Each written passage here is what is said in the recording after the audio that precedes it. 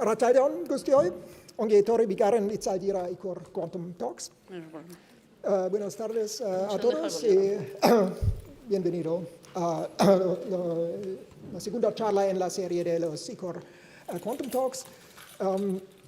Mi nombre es Gizartearen, soy organizador de esta serie con Jean-Bernard Prü de BECAM y Enrique Rico de UPV.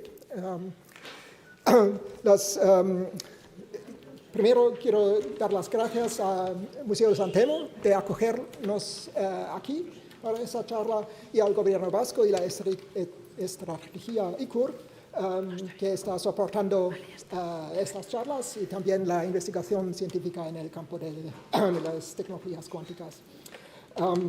Y antes de empezar, es un programa de dos partes. Primero vamos a ver una charla publicada del profesor Solovej y después una entrevista que él va a conducir junto con profesora Aran, García, Lekue, investigadora de Vasca del IBC. Para mí es un placer, un honor de dar la bienvenida al ponente de esta noche, el profesor Philip Solovej de la Universidad de Copenhagen, Dinamarca. Y permítanme de introducirle con unas pocas palabras. El profesor Solovej es un físico matemático que ha contribuido de la manera fundamental a nuestro conocimiento de las propiedades de la materia a nivel cuántico. El micro. Vale. Ok. ¿No me habéis entendido? Pues quiero introducir al ponente de esta tarde, el profesor Solovej, que viene de la Universidad de Copenhagen en Dinamarca. Él se doctoró a la University de Princeton en los Estados Unidos y desarrolló su carrera antes en los Estados Unidos, después en Dinamarca, y desde 1997 es profesor de matemáticas en la Universidad de Copenhagen y desde 2006 es también director del Centro de Excelencia de las Matemáticas de la Teoría Cuántica. Él ha hecho contribuciones fundamentales en entender qué está prediciendo la física cuántica sobre la materia, sobre la naturaleza, y es un matemático muy reconocido, premio Henri Poincaré y miembro de varias academias científicas. Y sin más palabras, quiero dar la palabra a él y dar una bienvenida calurosa a profesor Solovej.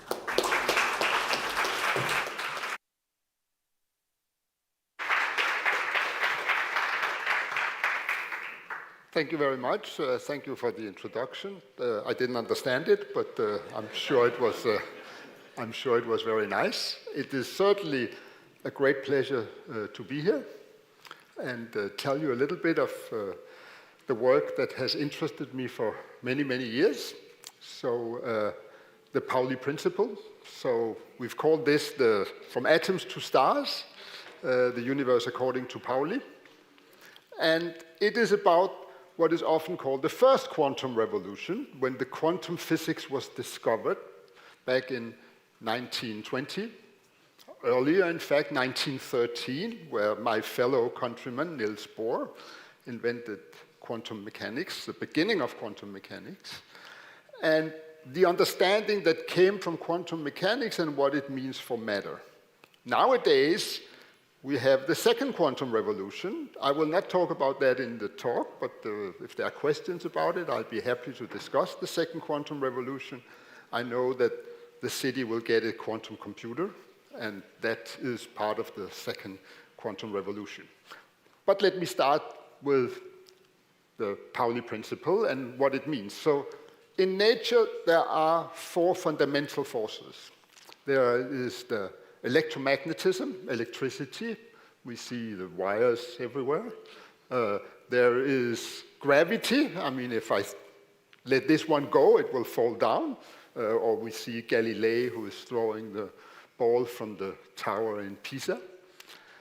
Then there are two more forces, the weak and the strong nuclear forces. I will not care about those today. They matter very little in our everyday life, except nuclear power plants or atomic weapons. That's the strong nuclear force. But I will not discuss them today. We don't meet them in our everyday life. We meet gravity. I'm standing here and I'm being kept down on the floor by gravity. We meet electricity all the time. So these are the two forces that are important in our everyday life. However, I want to argue that there is another concept which is as important, if not even more important, than the forces for our everyday life, and that is the Pauli exclusion principle. And I'll try to explain to you what it means. I'm saying here that it has as big an impact on our life as the gravity and the electric forces. I have this little cartoon down there, "Ooh, I hate the Pauli principle," because it's actually the Pauli principle. If somebody hits you with a frying pan, the reason it hurts, well, part of the reason that it hurts, is the Pauli principle. And I'll try to argue that the structure of matter, in fact, the fact that matter is very often incompressible, is due to the Pauli exclusion principle. But the little guy down there should not be unhappy with the Pauli principle. The little guy should be very happy for the Pauli principle, because I will also argue that if I turn off, if there was no Pauli principle, we would all disappear immediately. I'll try to explain that a little bit later. So thanks to the Pauli principle, and okay, it hurts now and then, but we have to live with it. So let's go back to why is it called the Pauli principle? Well, it is because it was discovered by Wolfgang Pauli, and he received the Nobel Prize for this in 1945. And the citation for his Nobel Prize was for the discovery of the exclusion principle, also called the Pauli principle. And I like to call it the Pauli exclusion principle. So Pauli, how did he get to the Pauli principle, and what does it really say? So you may actually have heard about it in school, when you've heard about the structure of atoms, but let me go through it. Pauli got to the Pauli exclusion principle by studying the structure of atoms. And the Pauli principle says that an atom consists of nuclei and electrons. So the nucleus, if you look at the drawing up on the corner, the nucleus is the little ball in the middle, and the things running around, these are the electrons. This is just a picture. An atom doesn't really look like that, because we cannot really draw a quantum system, and an atom is really a quantum system. But schematically, it's not so bad. The electrons, they run around the nuclei or the nucleus in orbits, but they cannot occupy the same orbits, all of them. That is what Pauli discovered. If there was no Pauli principle, that's the drawing on the left, then all the electrons would just sit close to each other.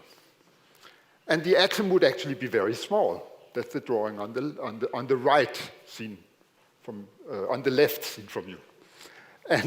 And on the right, you see an atom where we have the Pauli principle. And you can only put one electron, or actually two electrons in each orbit, because the electron they have something called spin. The spin can be up or down, so there are two possible spin states, which allow us to put two electrons in each orbit. But that actually, you can already see it in the drawing, make the atom much bigger than if there was no Pauli principle, because they sort of have to, like an onion, start filling out more and more parts. They cannot be in the same place. So the electrons in the atom, the ones that run around the nucleus, they cannot be in the same place. They have to occupy different places. And that will turn out to be really important. But how did Pauli discover this? I mean, Pauli could not look at an atom, right? I mean, Pauli did not say, oh, that's easy to see because the atom looks like this and not like that. No, he couldn't do that because we cannot see the atoms. What Pauli did know was the periodic table. So the elements, the 92 elements had been discovered, and it was discovered that they made up a very nice structure that had been organized in a periodic table that went back to Mendeleev, who had understood that if you look at the chemical properties of atoms, you can sort of structure them in a periodic table. And Pauli wanted to understand if he could explain these structures. And then he discovered that you could actually explain these structures if you could think of electrons having sort of 4 numbers associated to them, and 2 electrons could never share the same 4 numbers. So you talk about 4 quantum numbers that you cannot share. And let me try to explain it from the periodic table. If you think of the periodic table, you have columns, you have rows, and you see that there are different colors in there. Now, the row number corresponds to one of the quantum numbers. The colors correspond to another quantum number. You can number the columns, so you can also just say that the color is a quantum number. So there is the row number. So you have row number 1. There are 2 elements in row number 1, hydrogen and helium. In row number 2, there is element lithium, beryllium, and so on. I'm not even sure I know all the names. And then you can go on. And the colors, red, blue, yellow, green, these are also numbers, quantum numbers. And then you need to know where the atoms are in the different colored groups. So this is where are they in the columns, and there you needed 2 more numbers. That's what Pauli discovered. So Pauli discovered that you could understand this structure in the periodic table if you understood that the electrons inside the atoms could not occupy the same quantum numbers, these 4 numbers, and that was then the way he explained the periodic table. And he had to play around with it and discovered that there was this, he was sort of missing one quantum number at some point, the spin, and then he also discovered that there had to be a spin, and then everything, all the mathematics was just right, and he could understand the structure of the periodic table, and he could understand that electrons could not occupy the same orbitals, the same part of the atoms as we saw in the picture before. So this is how he got to that. So in one way, the Pauli exclusion principle explains the structure of the periodic table. Of course, the history was the other way around. We first had the periodic table because we had gotten that from the chemical properties of the elements. But then afterwards, we understood it from the point of view of filling electrons into colored regions or rows, and understood that there was this Pauli principle. So now we can turn it around and say, because of the Pauli principle, we can understand the structure of the periodic table. But another thing that the Pauli principle explains is the size of atoms. As I showed you in the first picture, if there was no Pauli principle, the atom would be very, very small. All the electrons would just sit very close. In fact, they would sit infinitely close. In fact, the whole thing would just collapse almost. But now they cannot sit in the same place, so the atoms seem to get bigger and bigger and bigger. The situation is a little more complicated because it turns out, and this follows from analyzing the Pauli principle, that atoms almost all have the same size. So this is actually something I was able to show in a model for atoms back in a paper in 2016.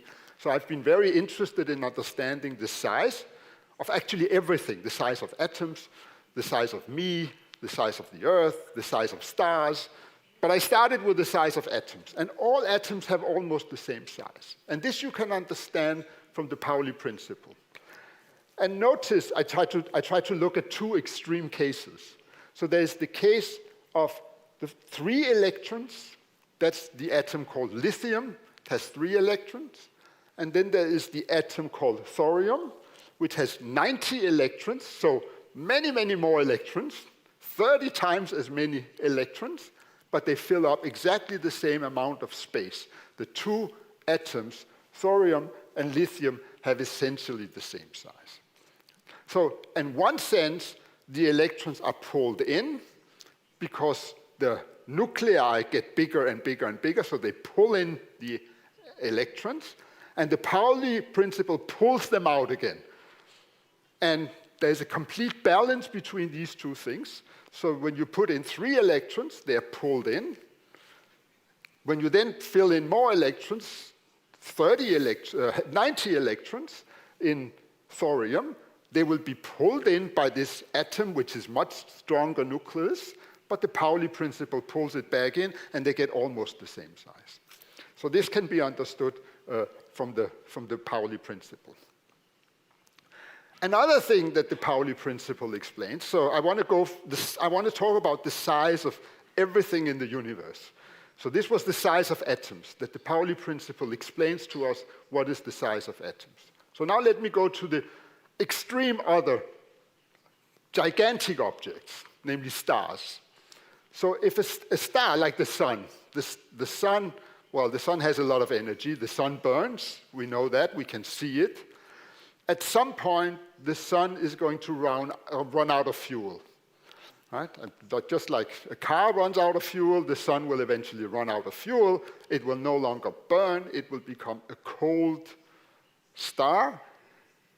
And nothing will then prevent, so when it's hot, the heat of making everything move in there is keeping the sun big. When the sun sort of dies out, I mean, there's plenty of time. It's not going to happen tomorrow. Then the sun will start collapsing. And there's really not that much that can prevent it from collapsing, except for the Pauli principle. The electrons inside the sun, as the sun starts to contract, when there's no more fuel, the electrons obeying the Pauli principle, when they start wanting to get closer, then the one electron is going to say to the other electron, I'm already here, and you are not allowed to be in the same place, because we obey the Pauli principle, remember, and therefore it will stop collapsing.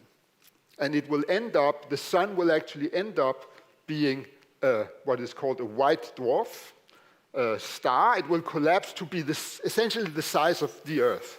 The sun is much bigger today, but at some point it will become the size of the Earth, but the collapse will stop, and the Pauli principle will prevent it. This was discovered by this man, Subramanian Chandrasekhar, in the 30s. He made a theory that from the Pauli principle, this is just a few years after Pauli discovered his Pauli principle, explaining how some stars would not collapse because of the Pauli principle. And he actually got the Nobel Prize in 1983. And he did it, he was able to calculate how this prevention of collapse happened. And he was able to prove that if the star is too big, and it's called the Chandrasekhar limit, that is, in fact, around 1.4 solar masses. So if a star is heavier than the sun, heavier than 1.4 times the sun, so more than 40% heavier than the sun, if it gets to be that big, then the Pauli principle has to give up. And the whole thing will collapse, and you may actually end up getting a black hole. So big stars, the Pauli principle cannot prevent the collapse. But it was known that there were a lot of these white dwarfs out in the universe, and there was also this prediction of 1.4 solar masses, which agree extremely well with what is actually observed in the universe. So Chandrasekhar used the Pauli principle to explain the size of stars that have run out of fuel. Now let's go back to atoms again, and let's try to build up the size of other objects. So if we want to talk quantum, if we did classical physics, if there was no quantum, then an atom, and here I'm just talking about an atom with one electron, that is the atom called hydrogen. In hydrogen, there's a nucleus, and then there's an electron running around it. But electrons, as they run around, they're going to emit light. Light is electromagnetic waves, and it will emit electromagnetic waves, and it will lose energy. And if it loses energy, well, then it has to go slower and slower and slower, and it's going to fall into the nucleus, which is terrible because it would be emitting an infinite amount of energy, and it would heat up everything around it. The whole world would be totally unstable. This is definitely not what happens. But the classical world, the classical physics cannot explain why it does not happen. You need quantum to explain why it's the picture on the right that is correct. The electron does not emit light. It just runs around the nucleus, and it stays there. And it's related to what's called the Heisenberg uncertainty principle. The thing is that if the electron would fall into the nucleus, then it would know where it is, and it would also not be moving. But the Heisenberg uncertainty principle, which is a basic concept in quantum, tells us that you cannot know where you are and at the same time know that you are not moving. So either the electron does not know where it is, or it's moving around. So this is one of the explanations in quantum why the electron does not fall into the nucleus. And this was understood back in 1920. And this was a big, big success of quantum, that it explained the stability of the hydrogen atom. It explained why the picture of the left is wrong. And we knew it was wrong because it would have terrible consequences, but it's the picture on the right that's correct, and quantum explained it. But it's not the full story. So this was quantum in 1920. This has nothing to do with the Pauli principle. That came some years later to understand more complex atoms and the size of much more complex atoms. But actually, the quantum, the Heisenberg uncertainty principle, could not explain the size of atoms, cannot explain the size of you and me, of the Earth, of the white dwarf. That would not be enough. You need more, you need the Pauli exclusion principle. So let's try to think about the volumes of everything else, not just atoms. So I already talked about atoms. And if we talk about what is a volume of an atom, well, the volume of an atom is around 10 to the minus 29 cubic meters. Maybe that doesn't mean that much to you. It's small. It's very, very small. I mean, you know what a cubic meter is, right? I mean, this is, I don't know, about this size here. And this is 0.0029001 cubic meters. It's very, very small, right? So an atom is incredibly small. What about us? Well, we are the size of about, well, I'm not quite a cubic meter. I think of myself as being a tenth of a cubic meter, right? So 10 to the minus 10 cubic meters. I think that 10 of me could stand in, well, maybe not, but around. It's approximate. The Earth is much bigger than me. It's 10 to the 21 cubic meters. So 1 with 21 zeros cubic meters, a huge object. The sun, the way it is now when it's burning, when it still has fuel, is 10 to the 27 cubic meters. So it's a gigantic object. Now, the sun is very special because it's still burning, and that's what makes it the size that it is. But let's think about the other things, the atom, us, the table, and the Earth. Can we explain the size of those objects? And actually, I call it the forgotten question, because the physicists that studied quantum back in the 20s, the first quantum revolution, they forgot to ask this question, if we could explain the size of everything, not just the hydrogen atom, other atoms, and us, and the Earth. It was a physicist, chemist from Norway, Lars Onsager, who was the first to actually ask that question.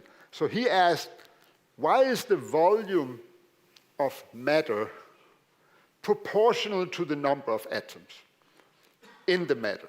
Or put it in a different way, if I take two things and put them together, the volume will be the sum of the two. Right? They will not just disappear. Or if I take the glass of water down there and pour it into the other glass of water, well, it's going to take up twice the amount of space. Right? So the amount of matter, the volume is proportional to the amount of matter that you have. So I can phrase that question by saying the volume grows with the number of atoms that it's made out of. And in fact, as I say there, if that's not true, then concept like mass density would be meaningless.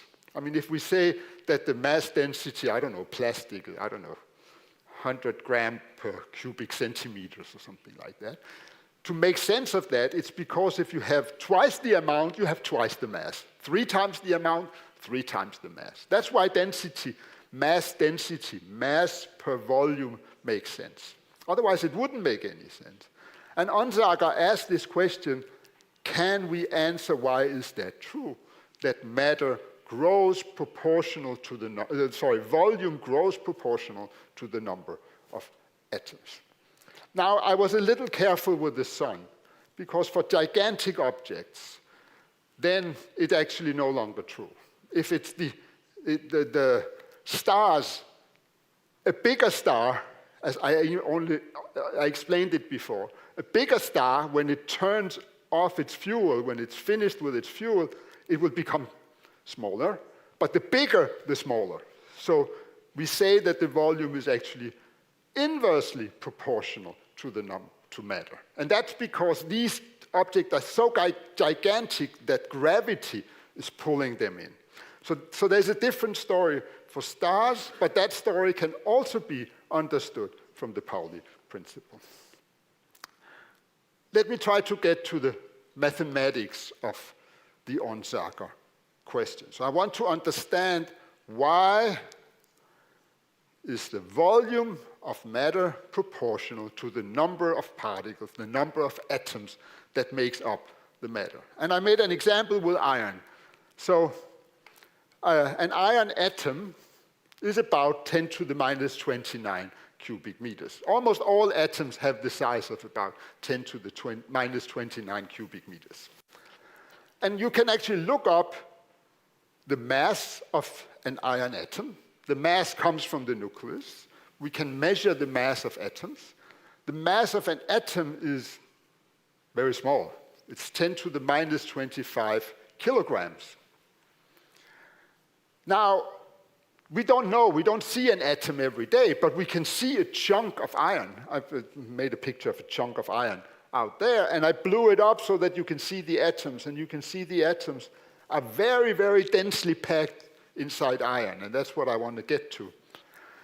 Let's try to think about it for a second. So with solid iron, I can look up the mass density. And solid iron, if I have 1 cubic meter of solid iron, its mass is around 10 ton. So 10 to the 4 kilograms per cubic meter. It's heavy. But now I can ask, how many atoms are in there? Well, that's not so difficult, because I know the mass of each individual iron atom. It's 10 to the minus 25 kilograms. So now this is a little calculation. So this is the one place where I do a little mathematics here. I take the mass of iron, and I take the mass of a cubic meter of iron, and I divide it by the mass of 1 iron atom to find out how many atoms are inside 1 cubic meter of iron.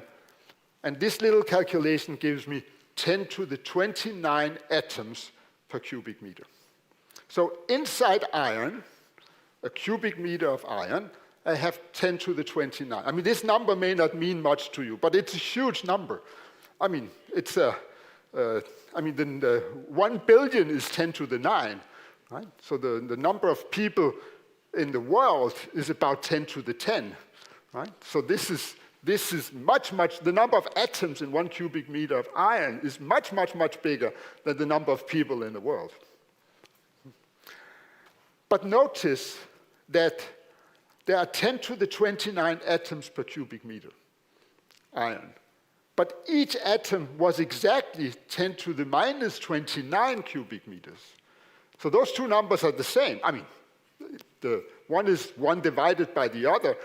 That means that each iron atom, the volume of iron atom, when you take the volume of 10 to the 29 of them, really means that you pack them very close to each other. There's not much room in between. So iron is made out of iron atoms that are closely packed. And that's also maybe it doesn't look very closely packed on the picture on the right, but it certainly is. And why are iron atoms so closely packed? Well, actually, they would maybe like to be much closer packed. They're attracted to each other, but the Pauli exclusion principle prevents them from moving inside each other. So they're like hard balls. The iron atoms are like hard balls. They cannot go through each other. So if you have 10 to the 29 of them, then the volume must be 10 to the 29 times the volume of one of them. That's the Pauli exclusion principle. Now, this is actually a mathematical theorem. It's called the theorem of stability of matter. It's a beautiful name. It was proved back in 1967 by Dyson and Lennard, and then it was again given a proof by Lieb and Thiering in 1975, a much simpler proof. This is a very, very beautiful mathematics. I cannot describe it here. It's very advanced and complicated, but also very beautiful.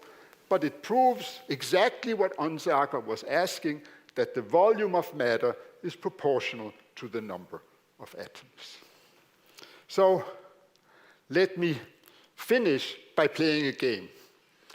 Because the Pauli principle is there, and I told you we should be happy that the Pauli principle is there. But I'm also a mathematician, and the Pauli principle is something that as a mathematician I can turn it off in the equations. I can say, okay, now I don't believe in the Pauli principle. I'll turn it off and I ask what will then happen. And I wrote a little paper with a student back in 2022 where we actually tried to calculate what would the volume of the Earth be if we turn off the Pauli principle. You cannot do it. I mean, don't worry, I don't have a button where I can turn off the Pauli principle. The Pauli principle is there and I cannot change it. But in the equations, I can change it and ask what would the consequences be. And let me see if I can get this to work out. So that's the Earth. And what I would like to do is to turn off the Pauli principle and ask what would happen to the Earth. Okay, so now let's turn off the Pauli principle, and what will the size be? Well, you can make your own guess, but will it be the size of the Eiffel Tower? That's quite small, right? That would be rather drastic if the Earth had become as small as the Eiffel Tower.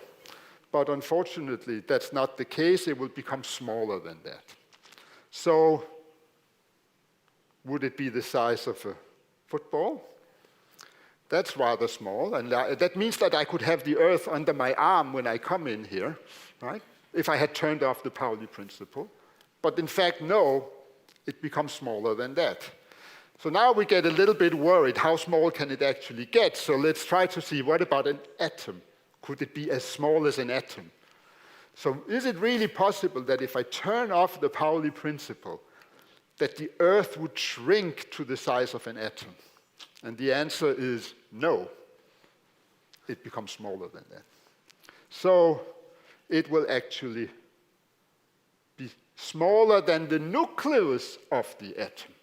So I had to make the atom bigger now so that we could even see how big the Earth is if I turn off the Pauli principle. Of course, I have turned out the Pauli principle on the left, not on the right. I mean, if I go back, then if you see the football on the right, that still has the Pauli principle. Otherwise, that would also have become smaller, right? But the Earth has actually, if I turn it off, become very, very tiny.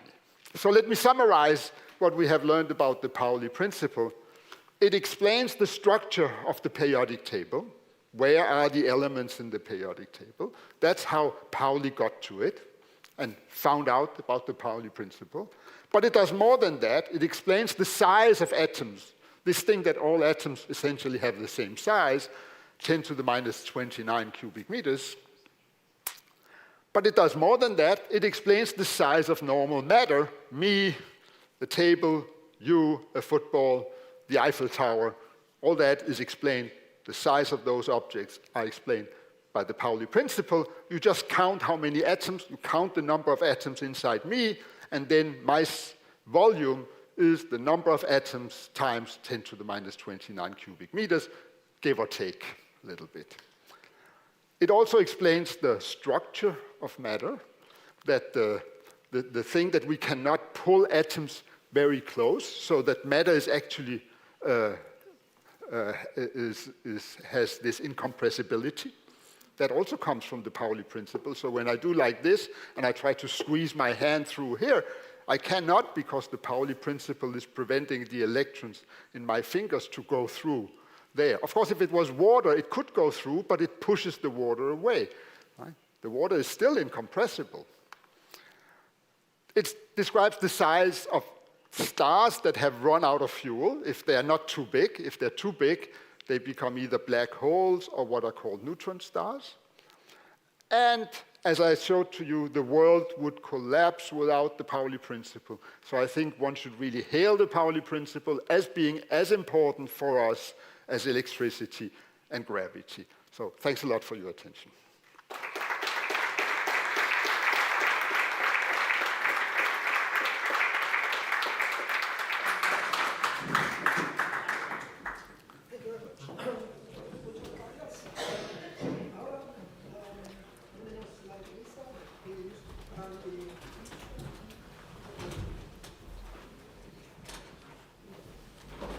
Thank you.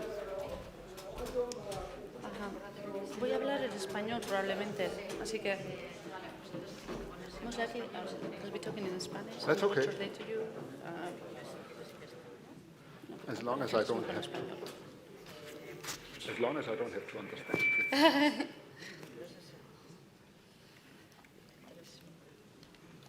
For the questions I can translate, that's fine.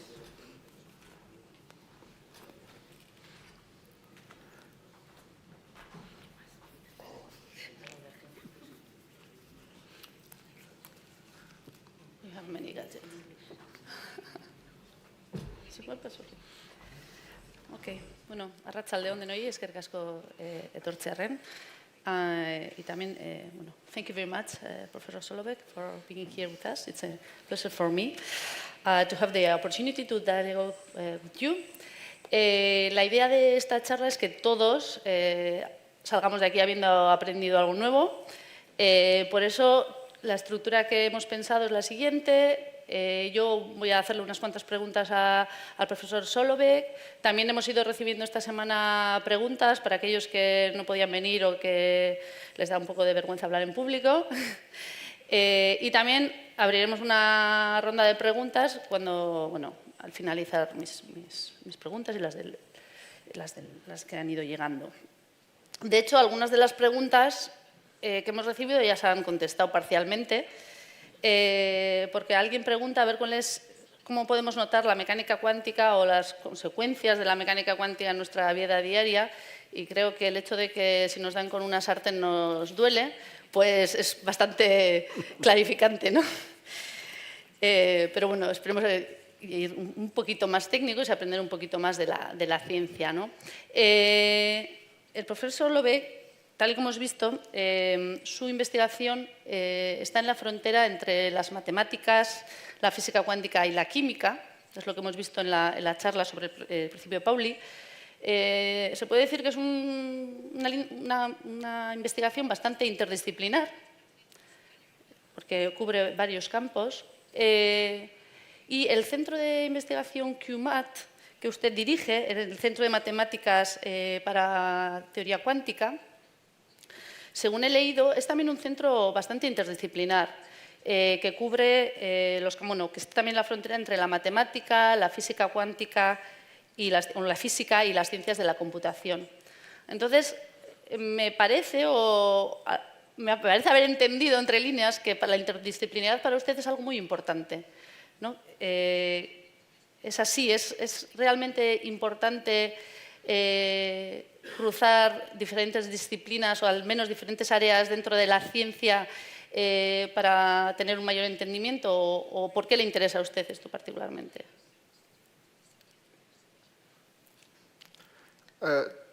Definitely.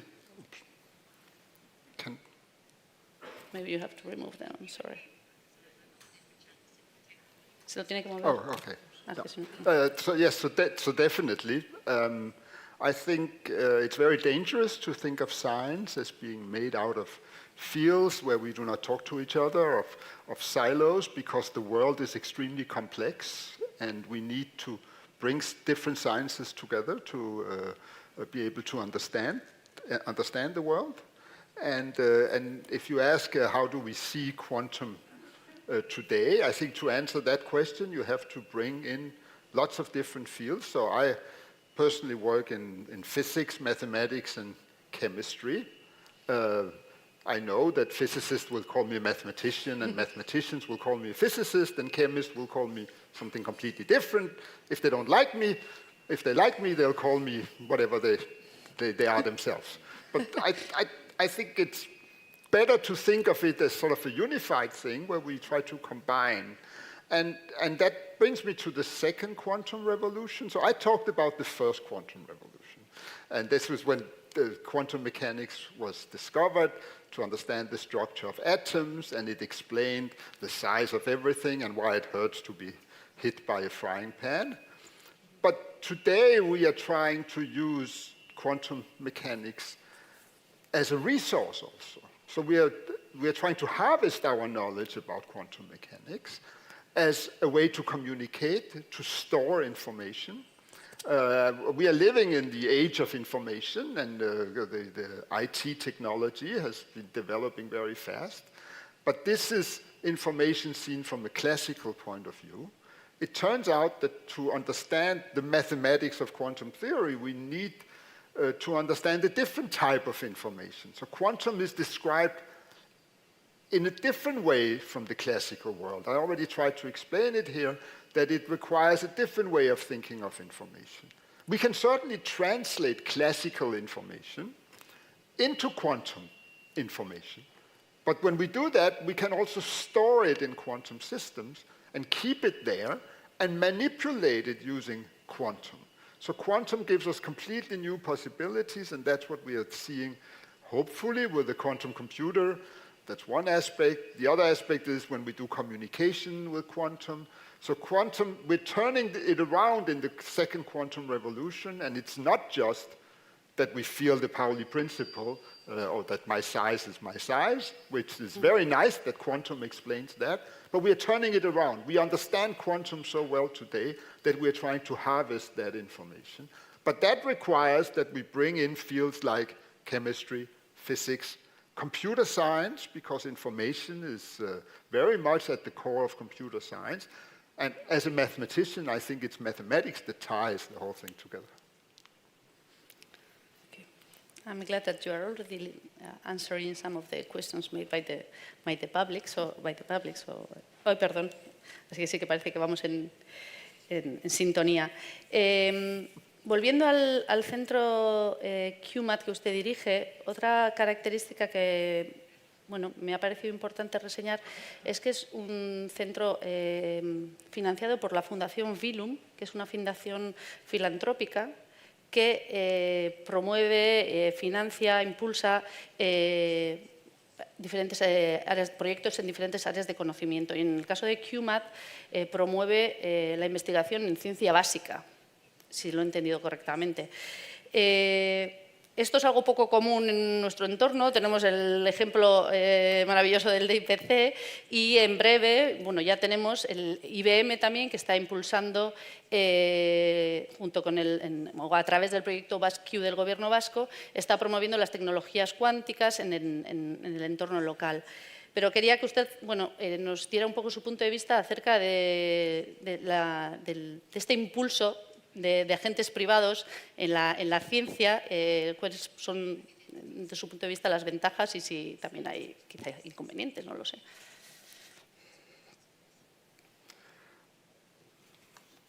So it depends a lot how it's being done. Now, you mentioned the Willem Foundation. So I'm funded, my center that tries to incorporate physics, mathematics, and computer science. We are funded by this Willem Foundation. I don't know if the Velux windows are known in Spain. Mm-hmm. Maybe they are. The Velux windows are these windows that you have in roofs that you open up like this. The Willem Foundation is the money. So maybe some of you have these windows in your house. And then I'm very happy because my grant to do research comes from this foundation that has made all their money by inventing these nice windows. And it was the founder of this company, his name was Willem, and that's why he called the windows something with Willem and light, and it became Velux. He wanted to give back to society. So he created a foundation that would give money to all kinds of research, except they do not fund life sciences, I mean medical studies. And that's because we have enormous companies in Denmark that fund, private companies that fund life sciences. But the way it's done in the for the Willem Foundation is that you have nothing to do with the company. You're not doing research for the company. So there is this principle that it cannot be used in any way to support the company. So I have no strings attached when I do this. Of course, I think it's incredibly important that we have public funds as well, and I have been in many public foundations, that the public funds, our taxpayer money, also goes to fund research. That is extremely important, but it's even better when it's actually increased by private foundations that will also support this. So I'm in general in favor of it. I can see dangers if the boundaries between what is the interest of the company and the interest of the researchers, if that gets sort of mixed. But if otherwise the legal rules are fine and you have foundations that are, so because the point is that the foundation, at least in Denmark, and I guess it's the same in most other parts of the world, that the research that the foundations, this is, they don't have to pay tax on the money that they send to their foundations. But on the other hand, it cannot support the company. It has to be independent of the company. And if you do this, I think it really increases. So in Denmark, we are blessed with having private companies that fund a lot of research. So the private funds fund more than the public funds. In Denmark. And we are blessed, of course. There is the issue of the balance between fields, because if the pharmaceutical company, in Denmark we have a huge pharmaceutical company called Novo Nordisk. They make insulin, and they are incredibly wealthy. They spend a lot of money. If all that money goes into only one part of research, even if it's not connected to the company, then it may distort the balance between different fields. So I think it's also a responsibility of the private foundations that they balance. And I think I'm in science, I'm a professor of math and I do science, but I think humanities is sometimes a field that does not get as much support from private foundations, because they often, like Willem was an engineer and he wants to give back to science is close to engineering. I think we have to keep that in mind. And so you were asking what are the dangers, and I think a danger may be that humanities becomes underfunded, and I think it's important to keep that in mind. I want to say that as a scientist, that I think it's really, really important for the science and in general for all fields that we have a balance and that we do not forget also to fund the underfunded areas of science. Okay. I've been asked to switch to English because otherwise it's a little bit of a mess for the streaming, so I'll try my best. And before I jump a little bit more to the quantum, I would also like to mention you are head of a master that started very recently at the University of Copenhagen in collaboration with the DTU, the Technical University of Denmark. This is a master in quantum information science. By the way, I'd like to mention that here at the University of the Basque Country, we have had a master in quantum science and technology for over a decade, so I think this is something that I like to emphasize. But coming back to your master, again, it's a very interdisciplinary master with students with many different backgrounds, as I read, but also very international with students from many different countries. So is this also important in science, that the students have the mobility and an interaction between different students, also for the researchers? Is science, and in particular science in quantum technologies or in quantum everything, global? Does it have to be global? In all fields, okay. It's incredibly important that we have international mobility. I mean, you asked the question, why I would like to, can I have another hour and a half to talk about it? No, sorry. I have, throughout my career, fought for, I come from a small country. Denmark is 5 million people. I mean, I guess the Basque country is even smaller than that. But for us, it's just, coming from a small country, it's so important that we can bring in students from all over the world. We've also brought students. There's someone here whose son is actually studying in my education. And I call it my education because I'm very proud of it. It's, of course, not, I'm the head of this master's program.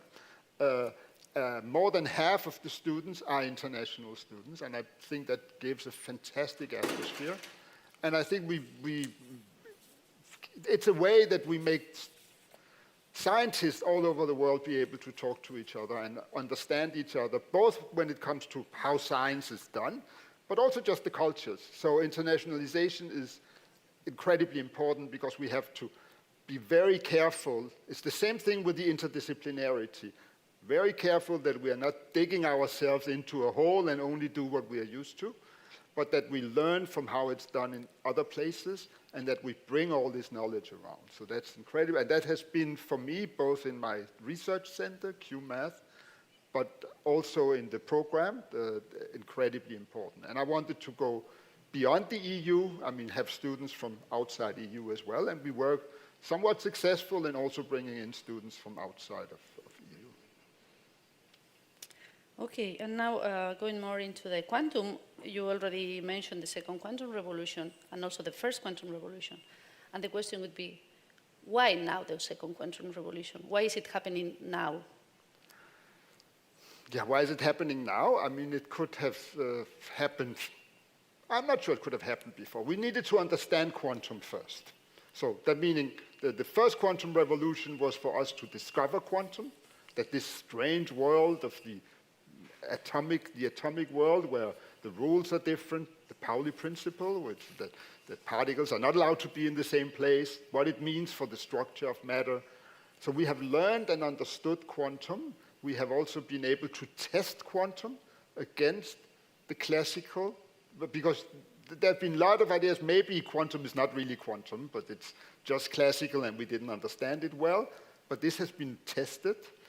So we understand quantum quite well today, and it's natural to then say, well, let's think of it as a resource. Let's see how can we use it? Not to go beyond explaining what the world looks like, but use the world to help us.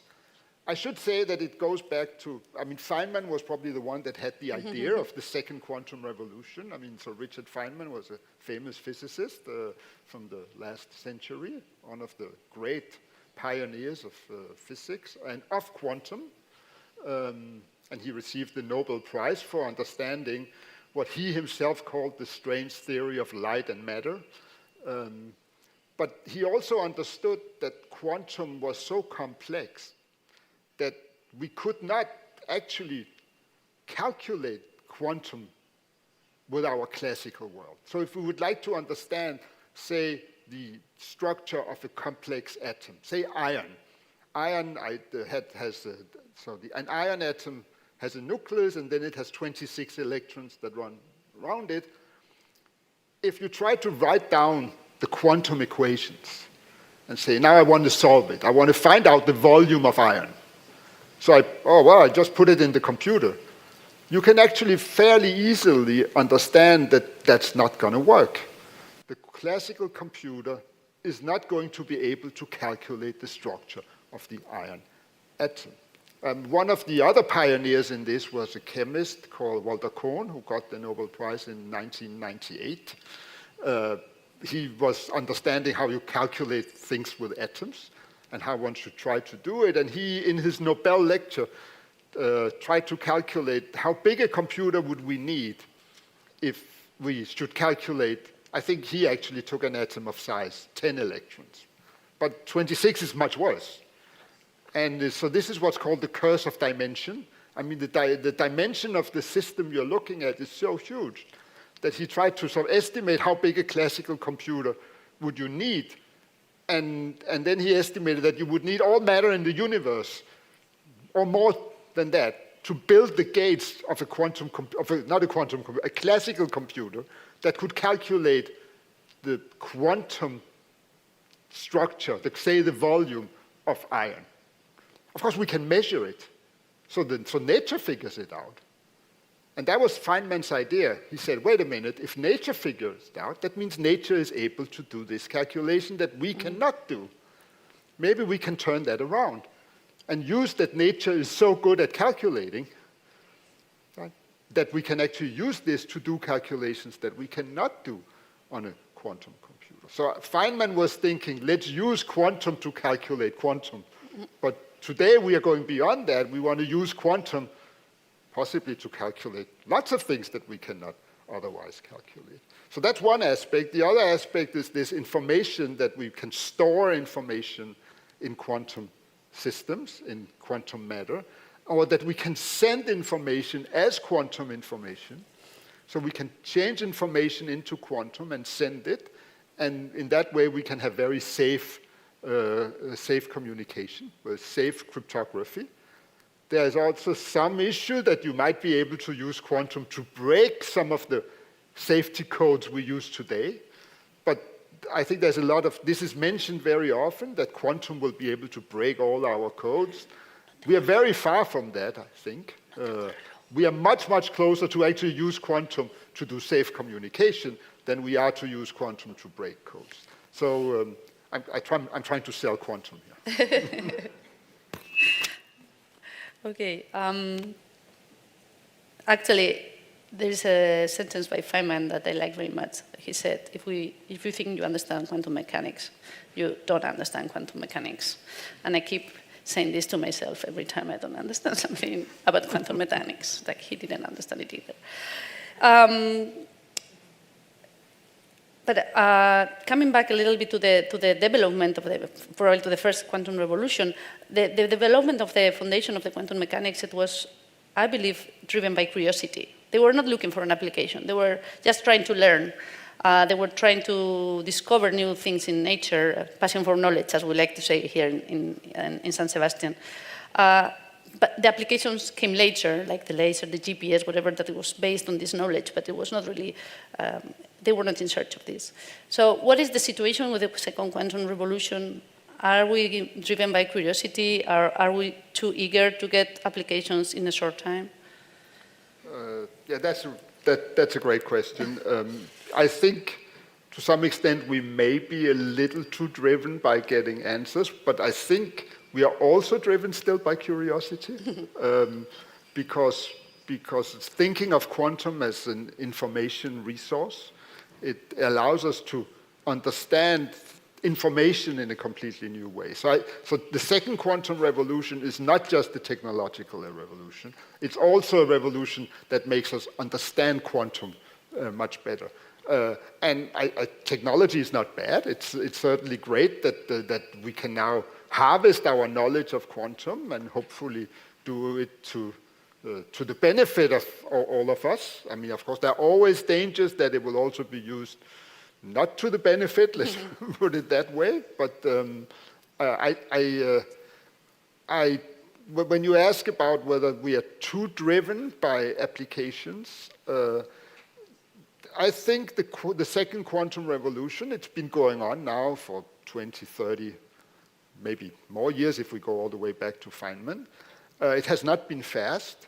I think now maybe people are trying to drive it a little bit faster than it can, than you can. But on the other hand, if you, it didn't take long from when the Wright brothers flew a few hundred meters until we had airplanes. So I think it doesn't hurt to be ambitious and hope for it, but we should not expect that quantum will completely change the world within the next 10 years. Actually, this reminded me of something I heard saying Professor Ignacio Cirac, the director of the Max Planck Institute for Quantum Optics in Stuttgart, and a good friend from the APC, when he was here in 2021 for this quantum conference that took place in Bilbao. By the way, the 4th edition is taking place this year in San Sebastian. He said that, of course, we need to be optimistic, but we don't have to confuse hope with hype. Excellent. And so, do you think there's too much hype, or is this? There's actually evidence that we must be optimistic, right? But maybe not too much. No, definitely. I'm optimistic. I mean, I think it will change the world and what we can do. But there is some hype, and is it too much hype? Maybe a little too much hype. Let's be careful. Yes, there is hype around quantum, but you sometimes also need to be ambitious and be driven. Otherwise, you're not going to change the world. So a little hype is good. Are we having? Yeah, in some directions there's too much hype, but I think quantum will have an effect, and I think a little hype doesn't hurt. Okay. Now going back to the field of research in QMath, correct me if I'm wrong, you are mostly developing quantum software, right? Could you explain a little bit more about what the difference is between the quantum software and the classical software, if that's possible? Yes, but let me first try to say why we call it quantum software. Okay. That's because we want to distinguish it from quantum hardware. Okay. That was the next question, so thank you. But I hope, is it okay no, if I... No, perfectly fine. Go ahead, please. So quantum hardware, these are the labs where people try to build the quantum computer. There's no preferred platform for how to build a quantum computer. I know that there's this IBM computer coming, and it uses some platform. I mean, you're just getting a black box, and you can use it. There are different platforms people are trying to explore. So the size of a quantum computer is measured in the number of qubits that you can have. And these you build in laboratories. You need, either you can do it with platforms where you can do it at room temperature. There are other platforms where you need to cool it down to very, very low temperatures. Now, but all that is the hardware. That's what's happening in labs. We, in my center in QMath, we assume that somebody has already built the quantum computer. Mm-hmm. So we say, what can we do with the quantum computer? How do we program the quantum computer? So that's what we call the quantum software. That is, how do we store information in a quantum system? How do we draw it from a quantum system? How do we manipulate it? How do we send it around in time and space? All these kinds of questions, that's what we are asking. And now you're asking, well, how is that different from classical software? Well, I mean, classical software is, so a classical computer information is built out of zeros and ones. And so any classical information can be described by a long string of zeros and ones. The number of times you have a 0 and a 1, that's the bit. And you can then manipulate it by switching zeros and ones. And if 0 is, I mean, if 1 is yes and the other is no, you can ask yes and no questions, and you can change your your information, and that's essentially how a classical computer is built. And you can build classical algorithms in this way that manipulate the classical information. Now, quantum information is not zeros and one. Quantum information is built out of quantum systems, or we call them qubits. So these are the smallest quantum unit you can have. So it's much more complicated, so let me not get into what a qubit is, but it's often sort of explained by saying it can be 0 and 1 at the same time. So it can be both, which is very useful because then you don't have to choose and you can do calculations without knowing whether it's 0 and 1. It's much more complicated than that. That's way, way, way too simplistic. And then you have to build you have to understand how you manipulate it. What are you allowed to do with quantum information compared to what are you allowed to do with classical information? So classical information, you have classical gates. The gate could shift the 0 to a 1. Now, what are you allowed to do with a quantum gate? Right? That would shift a qubit from one combination of zeros and 1 to another combination of zeros and 1. And then you build the quantum software by building all these different gates. And actually, you can try it out. I mean, there are online quantum computers. Mm-hmm. There's the IBM Quantum Experience, where you can go in and play with a little 5-qubit. Maybe you can even get a little bit higher if you pay. But and then you can even drop and drag quantum gates that would manipulate quantum information, and you can just play with your own little quantum algorithm, or you can even maybe have one quantum algorithm explained, and you can do it online. You can even have it run on a quantum computer, one of the IBM computers that are online. So there are also other online services where you can run quantum algorithms. And we try to understand quantum algorithms, their efficiency. And one really important aspect of quantum computing is that there's a lot of noise. I mean, these are quantum systems.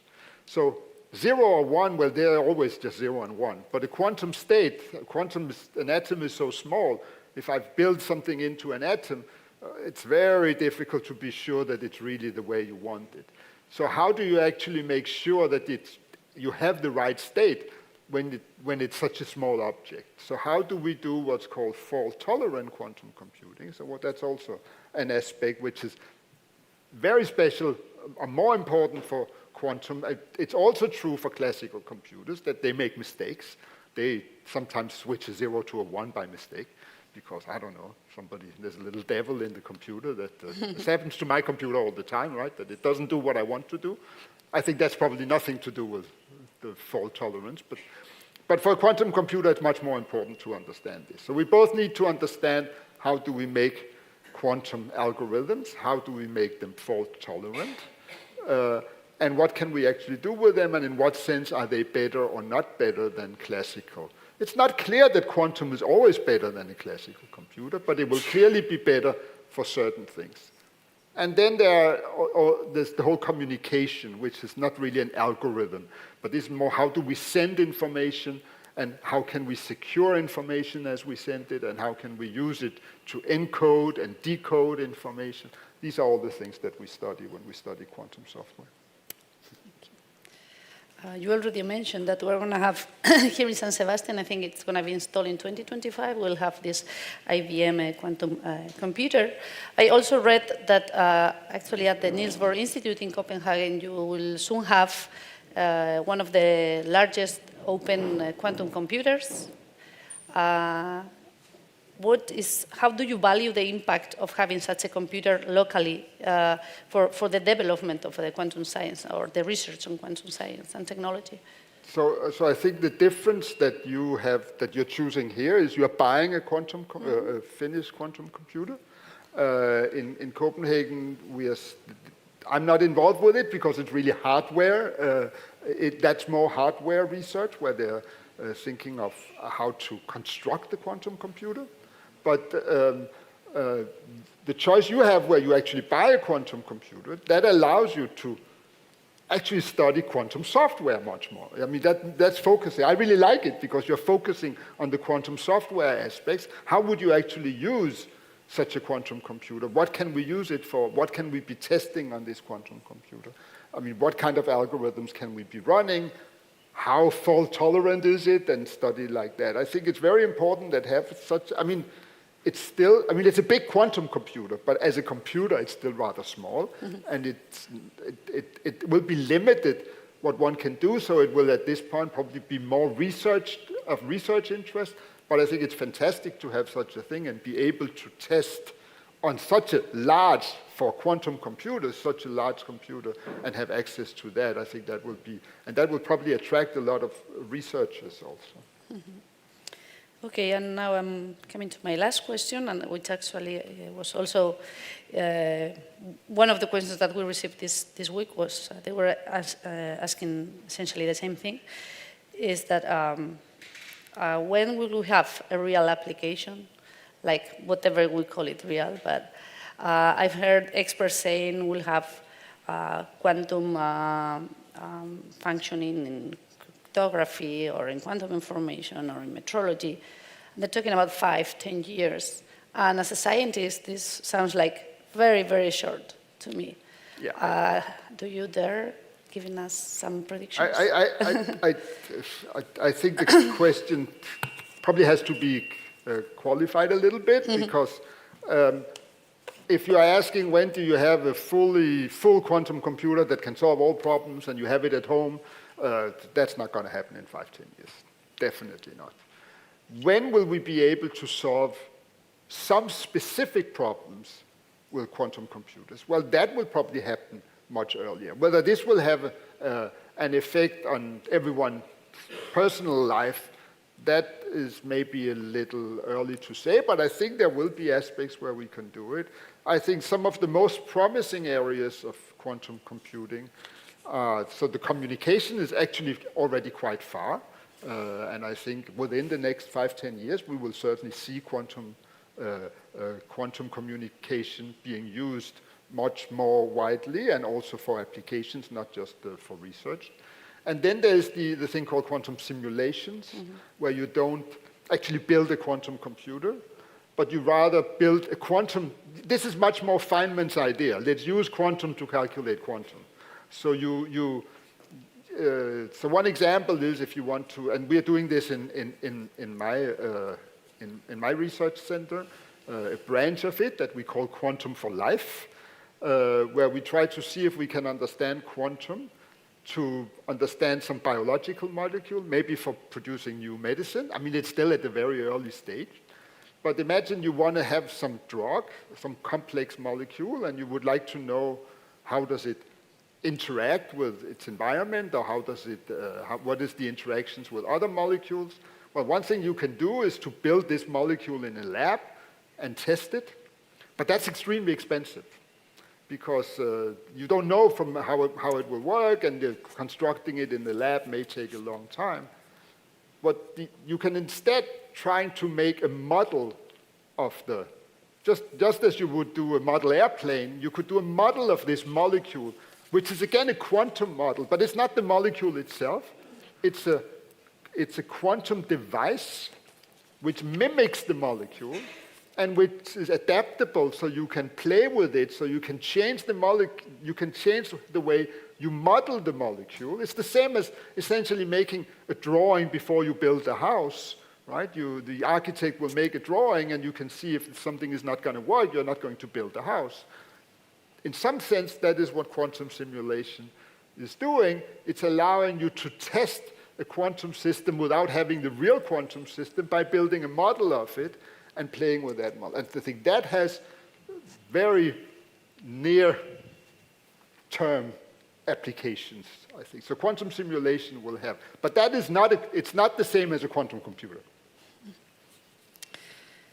Okay, so now I will get questions from the audience, but just to break the ice, maybe I will ask you a couple of things that we received over the week. I think most of the questions were actually answered. But one of them is like, can you recommend us any outreach event or any speaker, someone we can listen to or read, so that we can learn a little bit more about quantum technologies in an easy way? Oh, that was a hard one. Yes, and this is related actually. I don't know, maybe the same person asked, because they were also asking about some introductory books. So someone really wants to get into real business. I actually did write one myself, but it was in Danish. I don't know if anybody wrote it in Spanish or I actually wrote one for the high school teachers in Denmark so that they could use it for the high school students. I'm not really aware. I think there are lots of lectures online, so I would look for videos online, but I have no real recommendation of what would be a good, I'm sorry. Okay, well, of course, you can try to read my Danish text, which I think is quite good. Nonorek nahi du egin galdera bat, norbaitek? Animatu, mesedez. Dena erantzun da, edo galdera hauek zuenak dira. There is also a hard one. Well, it seems hard to me. It says, is it possible to make any analogy between human brain dynamics and quantum physics? I would be very careful to do that, I think. But I'm sure that the way the human brain probably relies on quantum, I think that is for sure, but to say that the human brain, I would be very careful to make any bold claims like that. Okay, we have a question from the public. Can you speak up, please? Okay, now I'm audible, I think. I have a very naive question. So you mentioned that Pauli exclusion principle explains why it hurts. So is feeling of pain a quantum physical phenomenon that you can correlate with the, whether it hurts or, let's say you hit Aran on a Hulk, it won't hurt him. So is a feeling of pain, like hurt or not hurt, is it a quantum phenomenon? Well, I would say that everything is a quantum phenomenon, strictly speaking, but no, I mean, when I was talking about hurting, it was more to give an impression of the Pauli principle. I mean, you could also just take two frying pans and bang them against each other, and the reason that you cannot, that's because the Pauli principle will prevent them from getting through each other.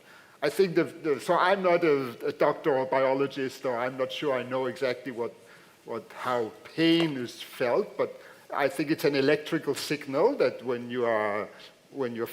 whatever is being touched, it creates an electrical signal and it goes through your nerve system, and it goes to the brain, and the brain is telling you that it hurts for good reasons, right? Because it's usually a sign that you should stop. So, I mean, feelings can, of course, also be good. I mean, it can be nice. But it's sort of an electrical signal that runs through a nerve can be understood essentially from classical physics. But there are quantum phenomena. I mean, it's not so different from sending quantum information through a fiber optic cable, right? That then it's just maybe light that you're sending through, but that's not an electrical, when you have sort of an electrical pulse running through a nerve, it's not so different from some light source running through a fiber optic cable. The difference is really the size of what you're sending through. I mean, when something hurts, the electrical pulse is sort of a very big thing, so you can describe it classically. Whereas what we send through fiber optic cables when we do quantum communication is more just one single light particle that we have encoded in a particular state, and we send it through this cable and it's received somewhere else, and they read off what the state of this one light particle is. So it's really the size of the information you are sending through. But basically, it's all quantum, but you can certainly describe pain in the nerves. I think you can describe quite well classically.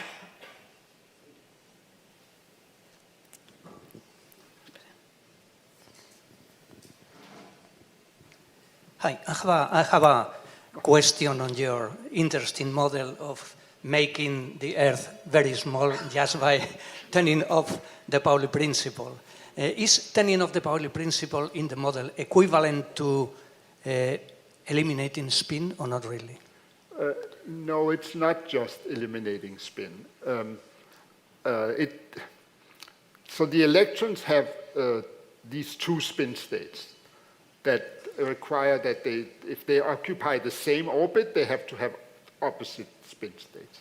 But you have to do more than that, than just eliminating spin. You also have to allow them, so even if they had no spin, if electrons had no spin, then if they were still fermions, if they were still obeying the Pauli principle, then they would still not be able to, then you could not have two in the same orbit, but only one in the same orbit. So turning off spin is actually doesn't help at all. You have to tell all the electrons that they are allowed to be in the same place at the same time. And that is much more than just having anything to do with the spin. Actually, the spin, turning off spin does a little bit, but it's not enough. You have to sort of turn up a lot more than that.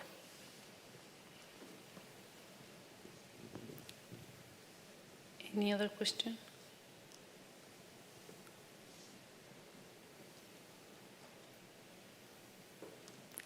The second row, please.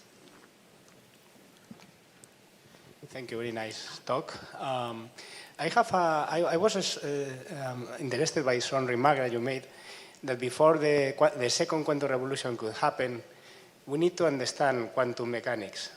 So do you think that we really understand everything about quantum mechanics? Because as a physicist myself, I think that we can use quantum mechanics, we can do predictions, but there are many fundamental questions which are not very well understood. But that's my feeling, so I want to hear your opinion about it. No, I agree with you, and I agree with Feynman. If somebody tells you that you understand quantum mechanics, they don't know what they're talking about. But I want to emphasize one thing, and that is that, so understanding quantum sort of in our classical terms, that's very complicated. And there are lots of issues that are sort of from an interpretational point of view very difficult to understand. But if we just restrict ourselves to what we can calculate, and so there's also this famous sentence that somebody said, shut up and calculate, right? Don't ask all these questions about interpretation. Let's just calculate. I usually try to say the mathematics of quantum is incredibly simple.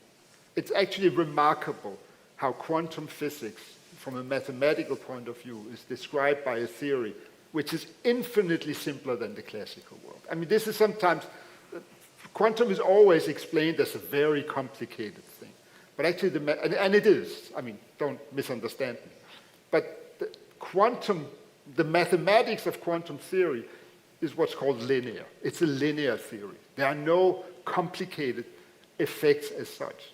The classical world is described by a nonlinear theory, which is very, very difficult to understand. That's lots of things mathematically that we have to struggle with to understand classical equations that are not a problem at all in the quantum world. One example is that there's something called the Navier-Stokes equation that explains classically how fluid is moving, and we don't know that that equation has solutions that do not break down. In fact, there's even a prize of $1 million if you can figure that one out. It's one of the Millennium Prizes in mathematics. In quantum physics, the equations for how things evolve, there's no problem. They're linear equations. They will never break down. They will always have solutions. So the problem with interpretation of quantum is when you measure, when you couple a quantum system and try to get classical information out of it. And that has to do with coupling a quantum system to some measurement apparatus that has sort of very, very big compared to the small quantum system. Then things break down, and then we don't quite know what's happening, and there are interpretational questions. But quantum by itself, from a mathematical point of view, if you just don't look at it and just solve it, mathematical equations, they're incredibly simple. And I just find it so beautiful that the world, the way it really is, which is quantum, is mathematically much, much simpler than the classical.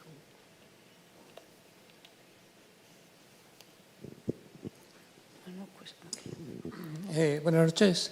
A ver, según Pauli, más o menos todo tendría que estar bien colocado y todo esto. Pero el universo cada vez es más grande. Entonces, ¿no va un poco en contra de ese principio de estabilidad, de estar todo en su sitio? ¿Que el universo sigue expandiéndose? Could you please repeat the question again? Digo que, según he entendido yo, el universo, de acuerdo a Pauli, tiene que estar más o menos todo en su sitio, estable, etcétera, ¿no? Pero el universo está continuamente expandiéndose. Es mi duda.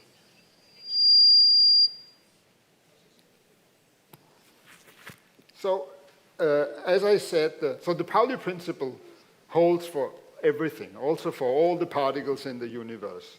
But of course, the universe on the very, very long scale, quantum doesn't play such a big role. And the universe is expanding.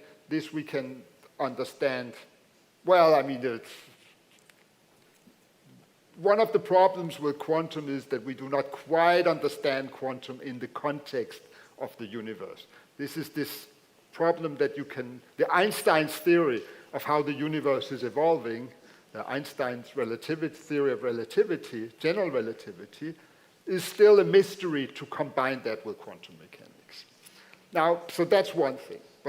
But the other aspect is that we expect the Pauli principle to hold over enormous scales, and it will tell you essentially how everything will fit into its place exactly as you described. So the white dwarfs, the star, I mean, if we go to objects like stars, when they run out of fuel, they will collapse and they will end up in a state that is kept together by the Pauli principle, that they will not collapse to a black hole. There are bigger stars that may collapse to what's called a neutron star. That is also the Pauli principle. But then, of course, there is the situation where things break down, where the stars are so big that the Pauli principle cannot prevent them from collapsing, and they will become black holes.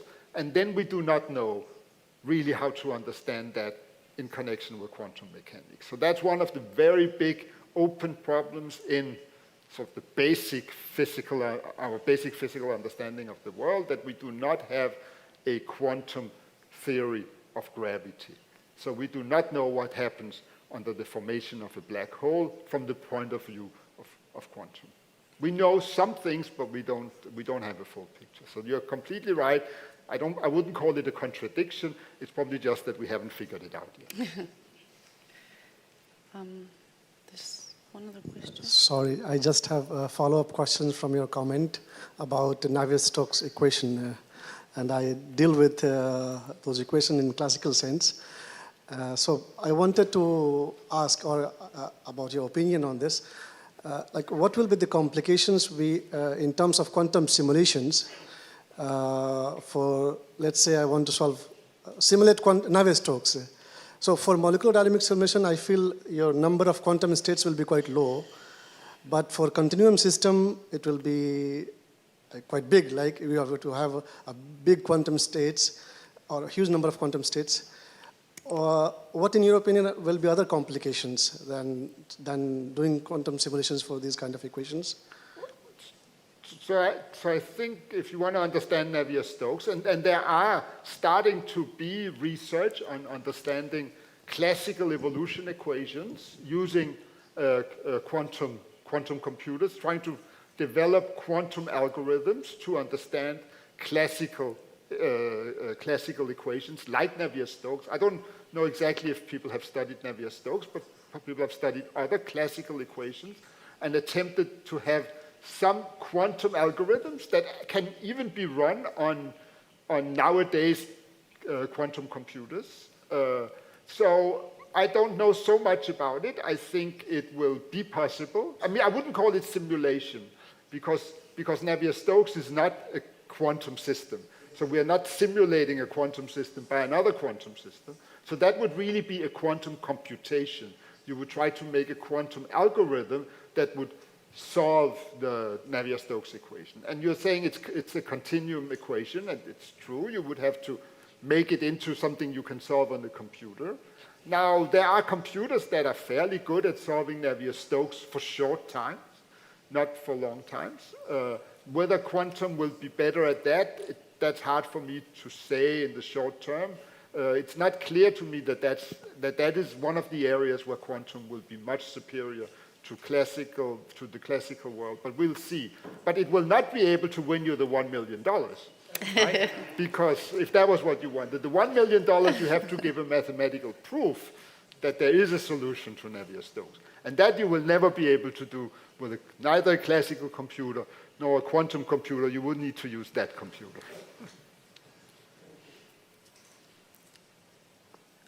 Okay, so maybe this was a very nice sentence to end the event, I believe. And it's also late, so well, thank you very much, Professor Solovej, for your great talk and this beautiful dialogue. I'm sure we all enjoyed very much. I know that you are continuing your basket tour. You are giving a talk at the APC tomorrow morning. I hope you are enjoying your time in the Basque Country. Hope to see you back again soon. Eskerrik asko, mangetak. Mangetak, thanks a lot.